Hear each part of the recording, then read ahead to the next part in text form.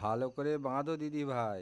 আমি যেমন বাঁধছিলাম মন্ত্র পড়ে পড়ে, তুমিও ঠিক ওইভাবে মন্ত্র পড়ে পড়ে বাঁধো। পৌষ গেল, মা গেল। পৌষ গেল মা গেল, এক এক গোলা গোলা ধান ধান 52 গোলা হলো। গোলা হলো। দাদু আর একটা আছে। হ্যাঁ চলো, ওটা বাগানে গিয়ে ধানের গাদায় দিয়ে আসি।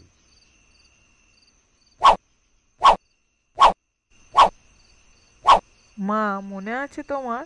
আমি ছোটবেলায় তখন বোধহয় 9 বা 10-এ পড়ি, আর ভাইও তখন কত ছোট। এরকম পৌষ সংক্রান্তির দিন রাতের বেলা তুমি আর বাবা যখন ঘুমিয়ে পড়েছিলে, আর আমি আর ভাই লুকিয়ে লুকিয়ে অনেক পিঠে খেয়ে নিয়েছিলাম।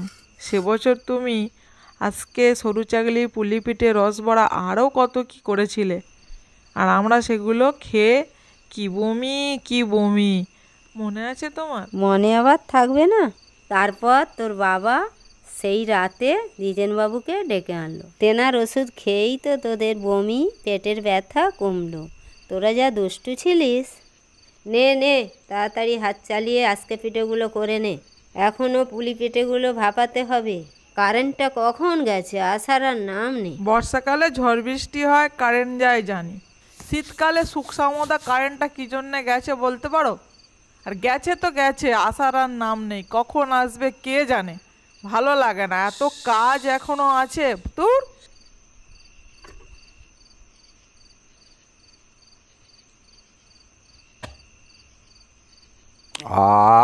খুব সুন্দর হয়েছে পিঠেগুলো। বুঝলে দিদি ভাই, এই শীতের সময় নলেন গুড় আর পিঠে খেতে ভারী মজা।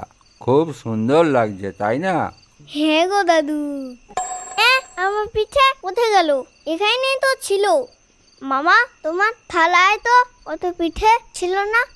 তুমি আমার পিঠে নিয়ে নিয়েছো। দূর বাবু।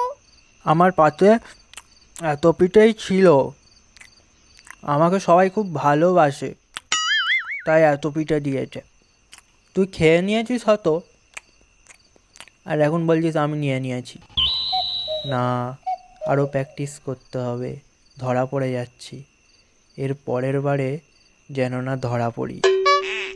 ওমা, দেখো না, মামা আমার পিঠে নিয়ে নিয়েছে। আচ্ছা নাও দিদি ভাই, ঝগড়া করো না মামার সাথে।